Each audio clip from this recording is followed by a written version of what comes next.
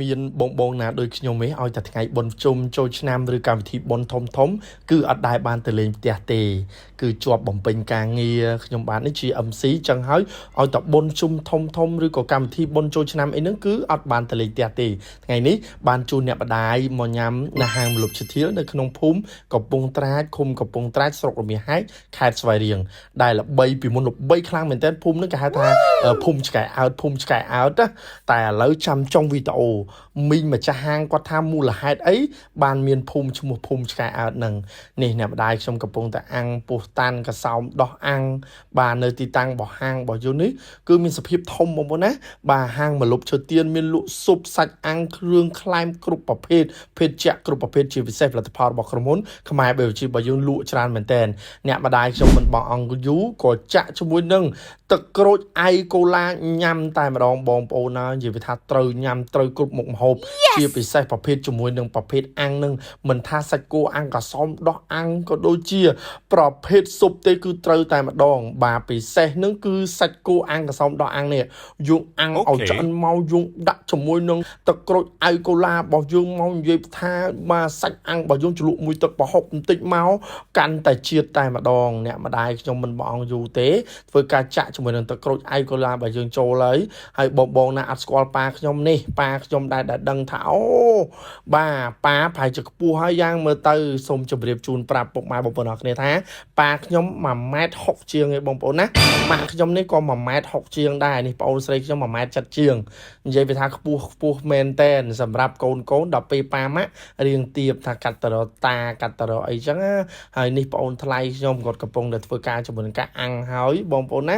បាទហើយនោះកូនស្រីគាត់កំពុងតែរពឹសរវល់ការងារខ្លាំងមែនតែននៅបងអូនប្រុស2នាក់ទៀតបងអូនប្រុសមួយនៅកូរ៉េបងអូនប្រុសមួយនៅភ្នំពេញអត់ទាន់ដល់ថ្ងៃមកជាប់នៅរៀននិយាយពីថាគ្រូសាខ្ញុំមិនសូវបានជុំគ្នាទេដោយសារតែខ្ញុំនេះនៅភ្នំពេញដែរបំពេញការងារអញ្ចឹងទៅមិនសូវបានទៅលេងស្រុកទេបងខ្លះឆ្ងល់អីឃើញលោកផុងពិធីករនឹងមិនដែលទៅលេងស្រុកសោះពេលខ្លះទៅលេងដែរបងប្អូនណាយើងបានតែធ្វើ MC ពេលទៅផ្ទះម្ដងមិនសូវចេះមាត់ទេខ្ញុំនៅតែក្នុងផ្ទះទេបងប្អូនយើងដោយសារអីព្រោះអត់ដឹងថាចេញទៅណាមិត្តភ័ក្តិក៏គេ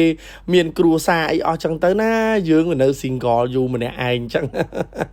នេះក្មួយខ្ញុំនិយាយថារវល់ជាងគេតែម្ដងបងប្អូនយើងណាអញ្ចឹងបងប្អូនកុំភ្លេចចង់ញ៉ាំប្រភេទជាមួយនឹងស៊ុបគោបាទប្រភេទជាមួយនឹងសាច់គោអាំងប្រភេទជាមួយនឹងពោះតាន់អាំងឈ្ងុយឆ្ងាញ់កុំភ្លេចជាមួយនឹងហាងមលុបឈើទាល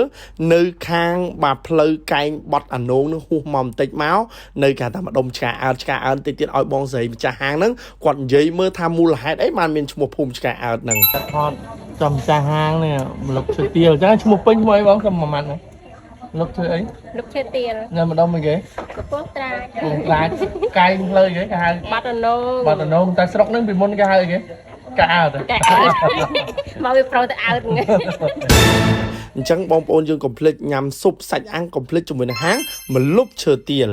និយាយរួមទៅវីដេអូនេះគឺមានតែប៉ុណ្្នឹងទេខ្ញុំមិនបងអង្គយូនេះខ្ញុំញ៉ាំជាមួយនឹងទឹកក្រូចអៃកូឡារបស់យើងដែរហើយបងប្អូនឃើញគាត់សាច់ទំនងមែនតើជាមួយនឹងកសោមដោះអាំងរបស់យើងនិយាយប្រថាដាក់ជ្រលក់ជាមួយនឹងទឹកប្រហុកមកដាក់ម្ទេសតិចមកជាមួយនឹងសតក់មកតសក់លាយការ៉ុតមកនិយាយថា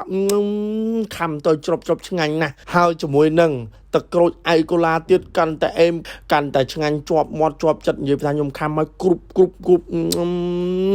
ជាតិតែម្ដងអញ្ចឹងបងប្អូនយើងកុំភ្លេចគាំទ្រផលិតផលខ្មែរនេះក្រុមហ៊ុនខ្មែរបែបជីរបស់យើងមានផ្ដល់ជូនរង្វាន់ជាច្រើនទៅកាន់អតិថិជនជាពិសេសដល់បុណ្យចូលឆ្នាំខ្មែរនឹងបងប្អូនណាកុំភ្លេចទិញទៅលេងផ្ទះទិញទៅលេងជូនម៉ាក់ជូនប៉ាជូនមនុស្សជាទីស្រឡាញ់ខ្ញុំនេះបានជូនម៉ាក់ខ្ញុំប្រមាណកេះដែរនឹងថវិកាប្រមាណដែរនឹងគាត់ជូនពរខ្ញុំឱកាសចាំថ្មីឲ្យកូនរស់ស៊ីមានបានកើតការវាគុំតិចជុំដូចទាំងអំពងជ័យរស់ស៊ីអីបានដូចសេចក្តីប្រាថ្នាបងប្អូនដែលបានទស្សនាវីដេអូនេះក៏ជូនពរឱកាសឆ្នាំថ្មីធ្វើដំណើរសុខសុវត្ថិភាពសូមចូលរួមគ្រប់ច្បាប់ចរាចរណ៍ទាំងអស់គ្នាបងប្អូនណាហេងក្នុងឱកាសឆ្នាំថ្មីជោគជ័យគ្រប់ការងារ